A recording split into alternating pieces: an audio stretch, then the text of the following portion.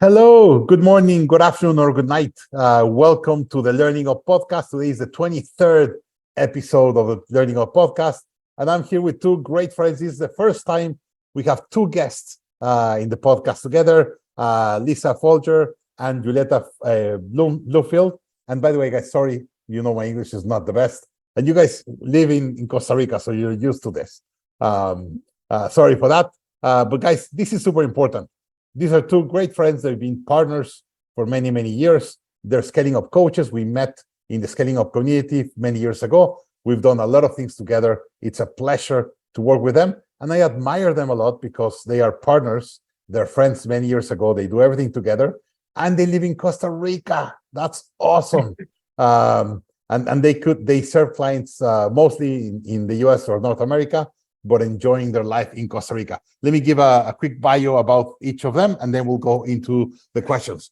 So Lisa, coach entrepreneurs, leaders, and founders scale their mindset so they could really scale their business and have a significant impact in the company and mostly in their people and their lives on the planet.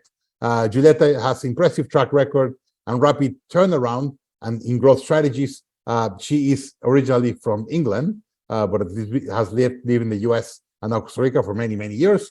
And she brings that world view and really brings these new ideas. And she guides her clients to innovate and grow their business by leading with a compelling vision and inspiring with a great, great purpose. Lisa, Juletta, thank you very much. Always a pleasure to talk with you guys. Thank you, Daniel. Thank you. Great to be here. Thank you, Lisa. Thank you, Juletta. So let's start first. What is the secret of sharing a partnership with a friend? You guys, how long have you been friends and why you have your partnership together? You're one of the few scaling up coaches that have a partnership like you guys have. Interesting. I didn't know that, Daniel. No, it's really interesting. Lisa, can you remember how long we've known each other? I can't. 16 years. 16 years. Oh my God, you're counting. Do you want to start, Lisa? What the secret is? Sure. And I'm in an airport, so I apologize for any noise in the background. But we met through family friends. When I first moved to Costa Rica, Juletta and her family had already been there. So my family and I arrived, and they were the first family we met. And we had different work connections. And at some point we said, you know what, someday in the future, we both had corporate roles and executive careers. We're going to work together. And then that came to be about 7 years ago. So key for me in the friendship partnership is to have fun, to really hone each other's wacky strengths and gifts and challenges, to challenge each other because we have very different styles. So when we come together with a client, we bring very different perspectives and we coach in different ways. And, often it's very symbiotic and beautiful. And sometimes it's wacky and rough going. So it's always different. It's always challenging. It's always fun. And I think we have a sense of humor, which has kind of caused us to ride through some of the tougher challenges. But there's always something different and unique. So it's kind of a fun adventure, I'd say. Juletta, over to you. Yeah, very quickly, I think aligned on the key critical items, Daniel, and audience, you really have to be aligned. And that's when I actually refer to scaling up, because if you think about it, you've got to be aligned on your purpose.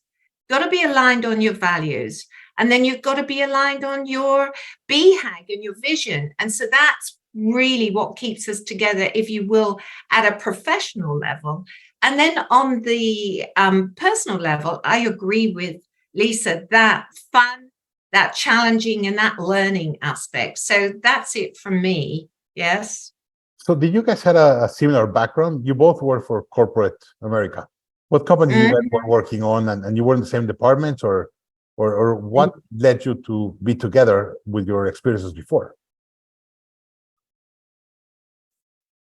So Lisa and I were in Hewlett-Packard prior to doing coaching, but we didn't know each other in that company. In fact, before that, I'd been around the world. Daniel, you mentioned Costa Rica and England, but I've been to Singapore, Hong Kong, China, Europe, throughout. So kind of a global citizen. And it was through our husbands that Lisa and I met. And Lisa and her husband decided that they wanted to come to Costa Rica. So we were already there before. And they said, hello, can you help us understand, the good, bad, and ugly of Costa Rica? And that's how we set up, wasn't it, Lisa? I can still see you sitting opposite with Gabby, tiny little baby there, rocking and rolling. That's very cool. That's very cool. Anything else? Lisa, anything to add? I think, well, Juletta hit on it, and I didn't mention it the first time around, but learning, we're both really avid learners. And so we each have a very robust learning path, and bringing those diverse learnings together has been very powerful too. For ourselves, our journey as partners, and for our clients. So that's been really rewarding as well. That's awesome. All right. So let's talk about strategy. Let's talk about your clients. So what are the three main factors every strategy needs to have? What's the first three things that you help a company get right so they have their strategy right? I'll go, Lisa, and then pass to you. So sure. First thing, again, I'm going to refer to scaling up. Daniel, you really have to have a strategy that drives revenue and margin. That is the absolute outcome that you're looking for. Within that, it's differentiation. I don't know how many times Lisa and I repeat to our clients, and indeed other coaches, would you believe it, that it is about differentiation. It's not being about the best. Yes, it's about differentiation. So we just like broken records on that. And then the final thing, and Lisa and I are working very closely with a client at the moment, it's a robust, resilient, and replicable and scalable business model. And that evolves over time. And if you don't watch that, you'll find yourself with a business model that just doesn't work anymore. Yeah? So, Lisa. No, that's great. I don't have anything to add other than maybe getting super crystal clear on their ideal core customer and the segment they want to go after, because that really helps ground the differentiation. But absolutely. Right. So we live in a culture of immediate results, right? We're all addicted to social media and we want all the dopamine and all that. And when you start working with a client, everyone wants really fast results, immediate results, low tolerance for waiting. Like, how do you work with this, and how do you bring quick win to a client, for the client and the team to get confidence in the process? You want me to start? Yeah, I will begin. So one of the things that we are known for at the beginning is doing a pretty deep dive on the healthy, what's the term I want to say, dynamic functioning of the leadership team. So in addition to kind of some of the scaling up resources that we have, we do work in mindset. We do work on strengths, and we do work in their behavioral patterns.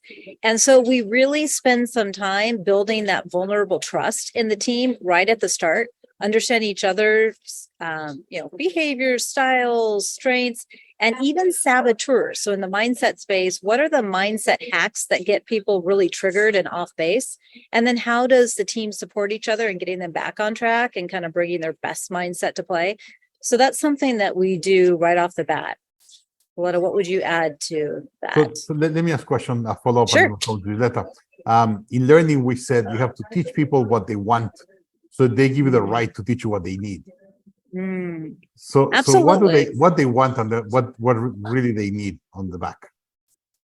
Yeah, so true, Daniel, because often when we do our initial scaling up assessment, the most vulnerable area is generally strategy or people. Sometimes it's cash, but usually if cash is their biggest critical constraint, they don't come to coaching. That's not their first play. But what we discover is that there's far deeper critical constraints. And like Juletta mentioned, sometimes it's business models, sometimes it's differentiation of strategy. Sometimes it's even living their core values really well that kind of sends people away. So certainly what they tell us at the beginning, we go deeper, it's often not the root challenge or the critical constraint that we hone in on. But sometimes you have to show them a few quick wins in the first or two quarters to get them to open up and to vulnerably trust and to commit to the process a little bit longer term. But it happens pretty quick. I'd say within a couple of quarters for sure. All right, Juletta? So it's interesting because I thought, what is the one tool? And then I thought, that's not how, at least it's worked for us. It depends on the CEO and the team. So if they've got a strong people leaning, they lean towards people, then face is always a winner. Yeah, they go, oh my God, we're in 6 places and we're no one's accountable. So then let me just give a pause. You referred to the FACE tool. That's right, the FACE tool. The functional accountability chart in scaling up. Correct. Thanks very much, Daniel. I'm talking to you thinking, well, he knows what I'm on about. So if you're leaning towards people, that's it. That's where you see a quick win. Or the talent assessment, for example, in scaling up. That is really good. Now, if you're leaning towards you're a strategy person, more strategic, more visionary, then the ideal core customer, like Lisa mentioned, or 7 strata is really something that you hone in. If you move to execution, you're probably in love with Rockefeller habits, yes? Yep. And then finally, if you think about someone who's finance orientated, absolutely finance orientated, then the power of one just wows them, yes? I use the power of one a lot when I want to get someone engaged. I show them power of one in 2 minutes, and they're like, "Oh my God!" Like, here's my credit card. It's like they shove it on your mouth. It's crazy how powerful that tool is. So it just depends where your CEOs come from, and you know that very often they come from different backgrounds. Yes. So what Lisa and I do with that first, as she said, team dynamics, we're looking for where that CEOs really come from. Where do they lean towards? And that's how you get your quick win. Right. Now let's go to the other side. It's tool or methodology. It's very slow. It takes a lot of time, but it's extremely important you get right in every business that you coach. So I'll start with 2 examples. One is still on the people side, but the 1-page personal plan.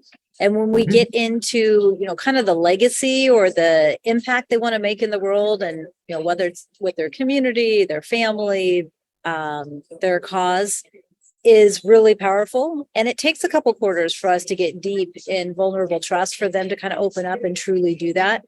The other one I would say is very often, even when we have very dynamic, engaging CEOs, really communicating their vision in a compelling way takes time. We use Colin Harold's Vivid Vision work to go deeper in that regard. And when a CEO lights up and powerfully tells a story about their vision and can light up the team members throughout the organization, that is amazing. And that takes a long time, generally, in our experience. I mean, if we're at that point where they're evangelizing it and all the employees can really tell back the story in a year, that's fast. That's awesome. Thank you. And Juletta? So it's interesting. I picked the 1-page personal plan first, and then I thought, no. And then I went to the 1-page strategic plan because it's so difficult for people to navigate that and actually ultimately implement. But then you're going to smile at this, and also the audience will. The WWW. Do you know, we can't get people, our clients, at the end of meetings just to say who's going to do what when, Daniel. It's amazing. Accountability is just unbelievable. But once they get it, they keep doing it. Once it's stick. Yes. They're used to it. Yes. So I tell people, you're going to see a lot of the work done the first quarter, but one is going to be half is going to be wrong because your team doesn't have the answer and I need to dig deeper and it's going to take me a year to get it all right. And 2, they have no idea how to read it and how to take decisions based on 1-page plan. That's right. So I need to get them to really understand and be able to read it to then be Yes. able to take the right decision. And it takes, that's a who, what, when. And it takes 3 or 4 quarters for them to at least like, now I understand what you've been telling Now me I here. understand. And I'm like, Yes. yes. Yes. So I was in a board meeting with a client a couple of months ago, and it's a second generation, and I was brought Uh-huh. second generation. And the father who built the company, he came to me and said, "You've been 2.5 years on my board. I haven't understand anything of what you're trying to do. This is the first time that I understand the importance of what you're saying. Now I Yeah. told my son that it's exactly what we needed, but it took me 2.5 years to get it." Wow. At Yeah. least they admitted it. No, it's really interesting, isn't it? Yeah, but the son got it really fast. But the father says, like, no, we have to do things the way we used to do them before. And the Yeah. son was saying, Yeah. with technology and everything, we have to do it. We have to change. And this is the guy that's going to take us to that. And the Wow. father told me it took me 2.5 years to get it. Yeah. Amazing. Yeah. All right. What is the number one challenge business leaders are having today? Do you want me to go first? For me, managing and controlling their mindset. Can you explain a little bit more? Go deeper in that. So for me, we can have all of the tools and we can have a great team around us. But unless we can control, and Vern says this often, what's between these 2 ears, everything else doesn't matter. Yeah, So we need to be able to have a very positive mindset, regardless of the situation. We have to be able to tap into our sage powers. And I'm sure Lisa will share a bit more. But to me, that's it. Everything else flows. the 6 inches between your ears. Yeah, Hard to get right. Yeah. that's it. And I agree wholeheartedly. So I think, especially with uncertainty, and we now know that uncertainty is kind of the new normal, right? So it's not what's going to come at you, it's just when the next thing will come at you. So this idea of managing your mindset for your greatest agility and your greatest connection to your, highest executive power thinking is so important for not only the leader, but for the leadership team and all employees in the organization. So we're seeing a real war on talent. And I think the companies that are attracting, retaining, and developing their teams are putting a whole lot of investment in the mindset and in the emotional well-being of their teams. And it's paying off tremendously. So it's becoming a strategic advantage, almost a, ante to play in the game now. Mm. And let me go a little bit back to you guys. What really inspires you to coach entrepreneurs to scale their business? What really drives you to do it? I'll begin. The The ability, ahas. yeah, I mean, our core purpose is to generate aha. So like breakthrough thinking and new ways of tackling challenging situations.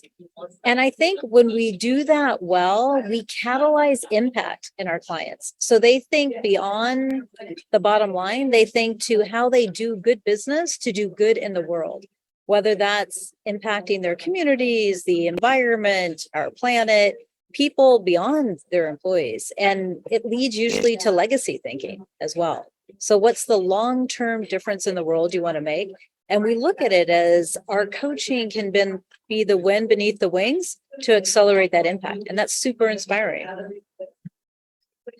So what absolutely makes me go crazy, Daniel, is when we start off with a client and they know they need this scaling up stuff, whatever you're going to do, coaches. And then a year later or 2 years later, they look at the results. They look at the people, the growth in their people, and they see the figures. And you think about all the aha moments that we've gone through with them. That's what keeps me going. And then when I look at what they're doing for those people, and as Lisa said, for the planet, that is what inspires us. Interesting what you're saying. One of my proudest stories with a client is we help a client in the beginning for a year, and then we left the company. And I went to give 4 years after this. I went to a conference to give a keynote, and I was getting to the conference, and the entrepreneur gets into the conference and said, "Hey, I brought you a present."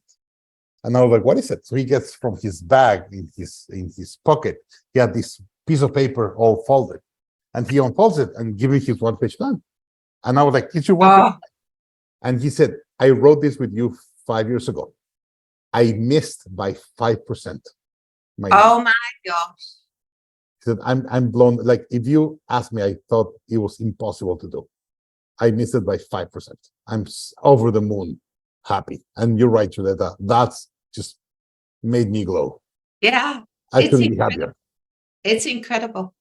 Yeah. That gives me goosebumps, Daniel. That's a great story. So after working 20 years with thousands of business leaders around the world, what are the skills that you think is most important for leaders to develop to be great leaders today? Looking after themselves, Daniel, is really, really important. Yes. And I would also say looking after their people. So those are the skills, the two sets of understanding how to look after themselves, which is people, and then looking after their people. That's the skill set that is required. Anything to add there, Lisa? Yeah, I would definitely add entrepreneurial mindset. And we have a whole picture with, 20 different related skills. But the things like, asking questions you don't know the answer for, financial business acumen, willing to risk making mistakes. So there's so many things around mindset that I think cultivate a great leader. And I think also this idea of leading change and being really growth minded in seeking opportunities out of challenging situations. A lot of that has to do with mindset, but it's a skill. I mean, you have to navigate some pretty rough waters to be able to feel confident that you can do that no matter what comes at you, you're going to find your way, lead your way, and, attract people that are going to follow you. So I think that resiliency, leading change, managing your mindset, and then people, it's all about people at the end of the day. Very cool. Right. So you're both mentors and you coach great entrepreneurs. But who mentored you? Who coached you? Who inspired you to be where you are today? I would love to hear who has influenced you. Yeah, I'll start with just a couple. I mean, there's so many.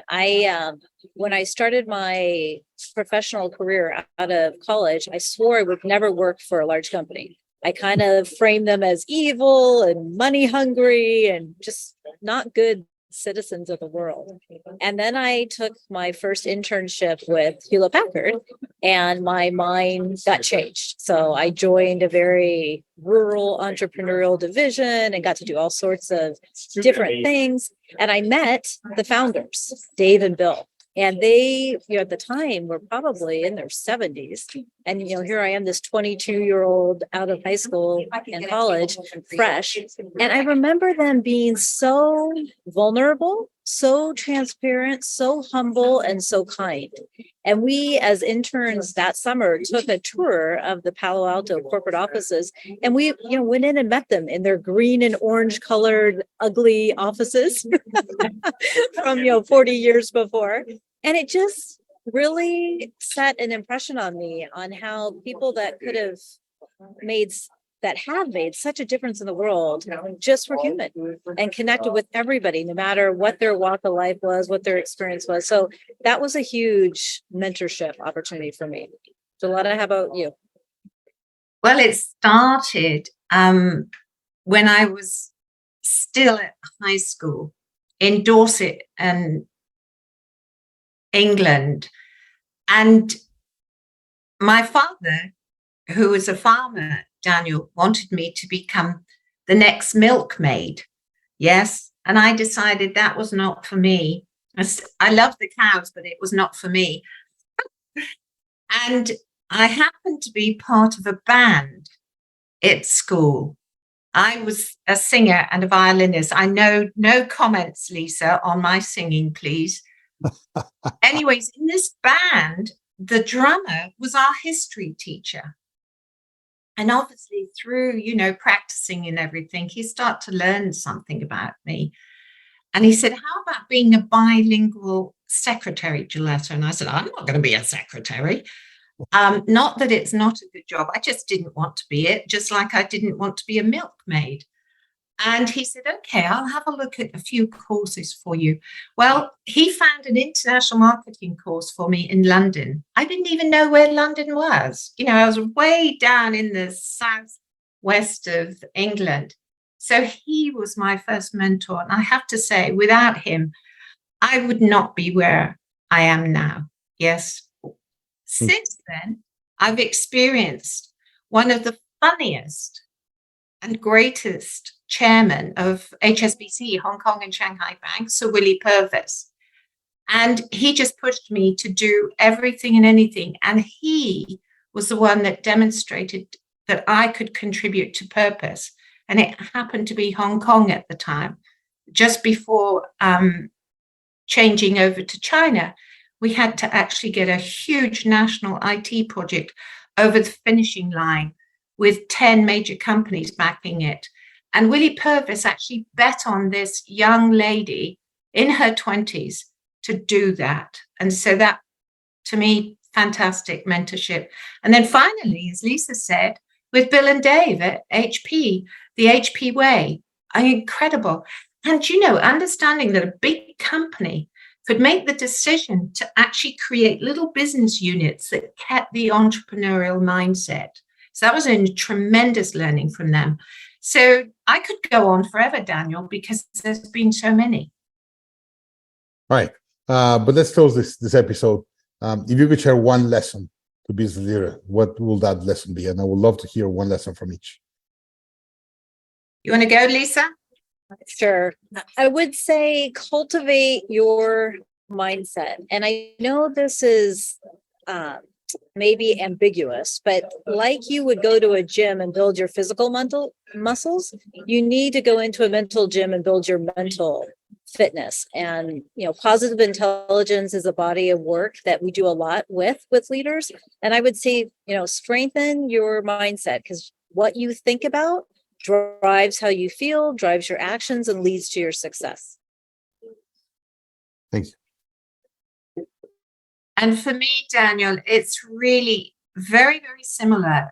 Take care of yourself, because there's going to be a time in your career that you really want to serve others. And you want to serve them in a way that helps you, gives back to you, and you're giving to them. So number one, look after, the mindset and the body.